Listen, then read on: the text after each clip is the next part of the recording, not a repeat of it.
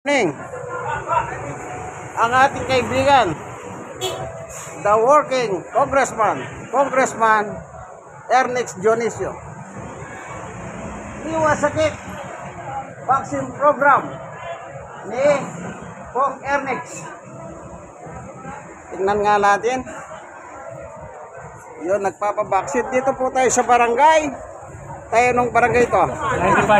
95. Chairman Ronnie Lee. Uy, alam ko. Yung wala kanina.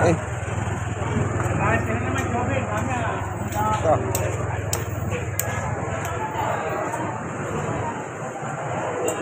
Good morning. Ayan po yung vaccine nandog ni the working Congressman Ernest Dionisio. Dito po sa Barangay 95. Chairman Lee. Ayan.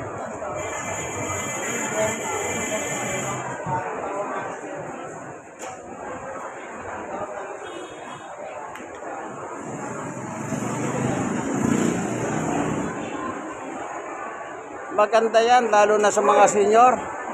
Magpabakuna po kayo para tumatag ang inyong pangangatawan. Kasi po, pag sumisenyor ng tao, umiina na po yung kanyang immune system. Umiina na po yung kanyang pangangatawan. Kaya kailangan po yung vaccine.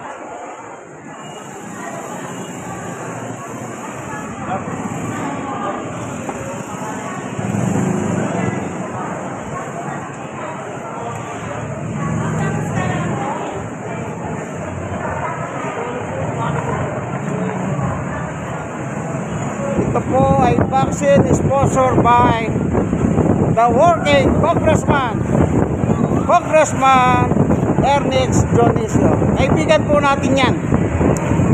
Kasing gwapo ko yan. Kundi lang ako nakalbo.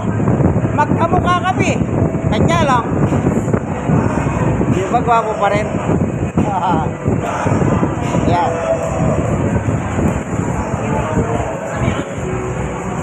Iwasakit vaccine program ni Kong Ernest. Katuwang ang Department of Health, Republic of the Philippines. Ayan. Magpabaksin po kayo. Wala namang bayad. Ayan.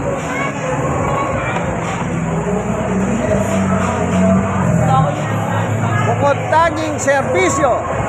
Ayun, nandun pala. Ayan. O, lumapit tayo ah.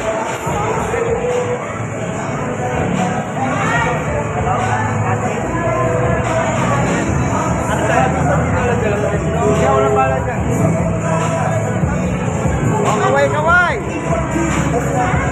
O, baka naman pagboboto, papalit pa kayo ng boboto ha. Ayan.